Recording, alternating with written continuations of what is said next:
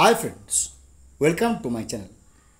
আমরা সবাই জানি এই মুহূর্তে এসএসসি 2016 সালে যারা যোগ্য অযোগ্য সেটা নিয়ে অনেক জল ঘোলা হয়েছে।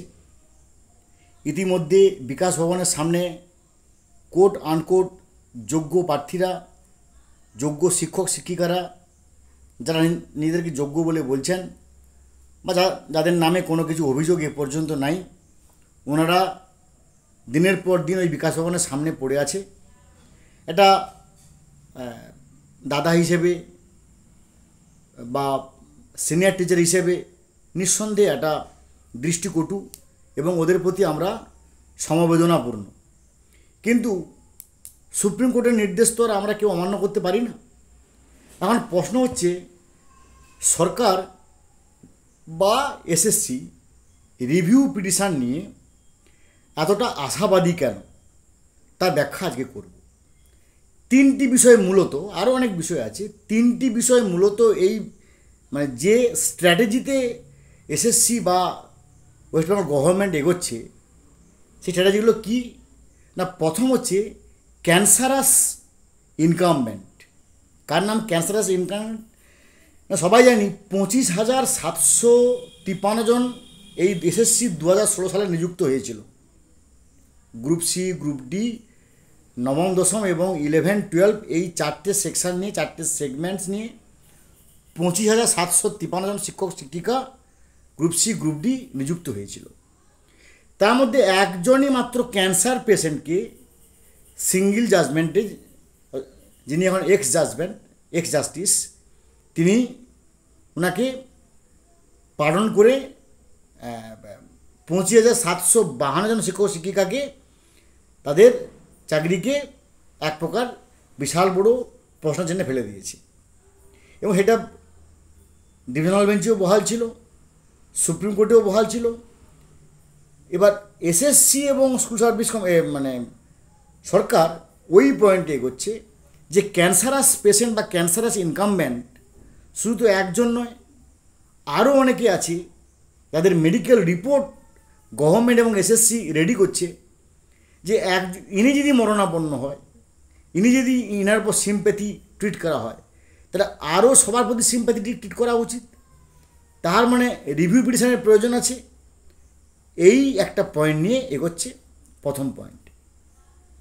দ্বিতীয় পয়েন্ট, যারা কোট আনকোট যোগ্যদের যিনি সিনিয়র অ্যাডভোকেট আছেন, তিনি কোন ছকে এগোচ্ছেন না, আর্টিকেল 12 অথরিটি, এসএসসি এবং মধ্যশিক্ষা পর্ষদ autonomous body, SSC autonomous body এবং গভর্নমেন্ট আর্টিকেল 12 অথরিটি, সমস্ত ভুল যদি করে থাকে আর্টিকেল অথরিটি বা তার অটোনমাস বডি হিসেবে এসএসসি বা মধ্যশিক্ষা পর্ষদ, তাহলে তার ফল আমরা ভোগ করবো কেন? আমরা মানে কোট আনকোট যোগ্য শিক্ষক শিক্ষিকা যাদের নামে কোথাও কোনো টেন্টিং বা টেন্টেড সাইন নেই, তারা এই ছকে এগোচ্ছেন।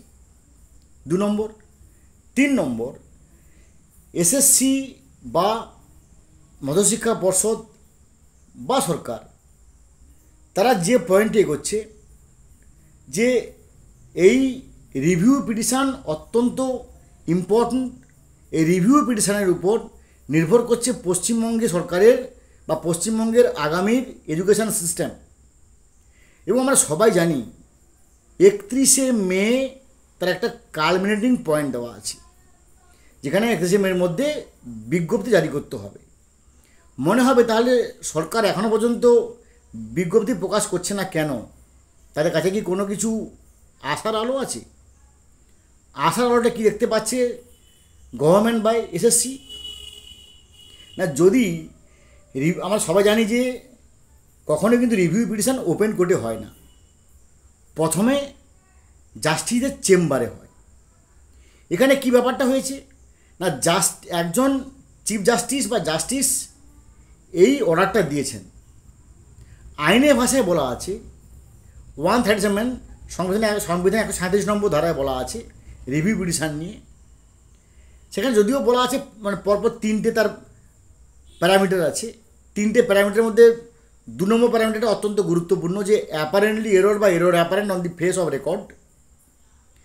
কিন্তু সেখানে একজন জাস্টিস রায় দিয়ে গেছেন, তিনার পক্ষে তিনি যেহেতু রায় দিয়েছেন তিনি কিন্তু রিভিউ পিটিশন নাও করতে পারেন। কিন্তু যখন রিভিউ পিটিশন অন্য কোনো জাজ বা অন্য কোনো জাস্টিস শুনবেন, তিনার পক্ষে এই যে সমস্যাটা আর প্রবল হবে না, তিনার ক্ষেত্রে এই সমস্যাটা আর আসবে না যে ভাই রিভিউ পিটিশনের একজন জাজ, একজন রামবাবু জাজমেন্ট দিয়ে গেছেন, শ্যামবাবু সেটাকে রিভিউ করতেই পারে, কিন্তু রামবাবুর জাজমেন্ট কখনো রামবাবু রিভিউ করতে পারেন, মানে কখনো রিভিউ করতে পারেন না। এই যে একটা আশার আলো, এই দিকে এগোচ্ছে স্টেট গভর্নমেন্ট। কেন না, যদি যে বেঞ্চে শুনানি হবে সে বেঞ্চ তো নিশ্চয়ই সিজিআইয়ের বেঞ্চ নয়, কারণ সিজিআই এখন অলরেডি সুপারঅ্যানুয়েশন নিয়ে নিয়েছে।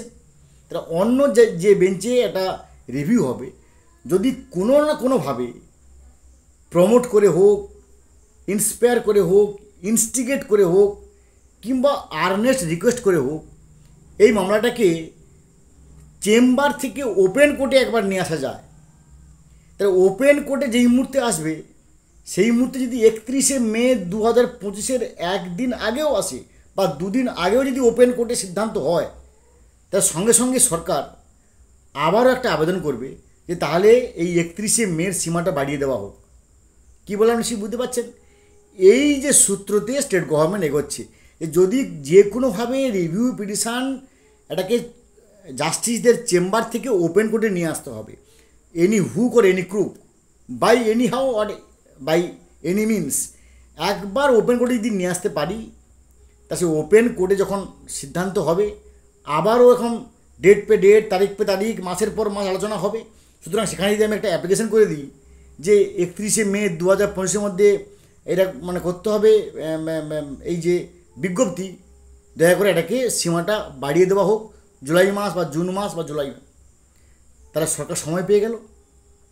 এই আশাতেই কিন্তু গভর্নমেন্ট আছে বা এসএসসি আছে।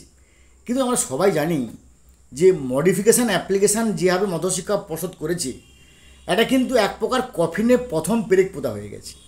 যদি প্রথমেই মধ্যশিক্ষা পর্ষদ মডিফিকেশান অ্যাপ্লিকেশান না করে যদি রিভিউ পিটিশন করতো, তাহলে আমাদের বিশ্বাস কিছু হলেও কিন্তু আজকে অনেকটা সময় পাওয়া যেত এবং রিভিউ পিটিশন আস্তে আস্তে গ্রাহ্য হওয়ার দিকে এগোতে পারত। কিন্তু এখন এমন একটা জায়গায় পৌঁছে গেছে যে রিভিউ পিটিশন হওয়ার আগে যদি সুপ্রিম কোর্টের সামার ভ্যাকেশান পড়ে যায়, তাহলে সামার ভ্যাকেশান পড়ে যাওয়া মানে সামার ভ্যাকেশান খুলবে 15ই জুলাই। সুতরাং রিভিউ পিটিশনের আর কোনো গল্প থাকবে না, সে একবারে ক্ষীণ থেকে ক্ষীণতম হয়ে যাবে। ফলে তখন 31শে মের যে নোটিফিকেশান সেটা কার্যকর করতেই হবে, আর কার্যকর না করলে একবার স্পষ্ট লেখা আছে মডিফিকেশান অ্যাপ্লিকেশানে যে তাহলে কোনো যোগ্য অযোগ্যর বেতন দেওয়ার প্রশ্ন আসে না। তাহলে এ যে বিজ্ঞপ্তিটা দিয়েছি, এই যে অর্ডারটা, এটাও আমরা তুলে নেব, তাহলে তাদের কিন্তু যোগ্যরা আরও সমস্যায় পড়বে। এখন কি হবে সেটা আমাদেরকে অবশ্যই ওয়েট অ্যান্ড ওয়াচ করতে হবে। ভালো থাকুন, have a good day, thanks.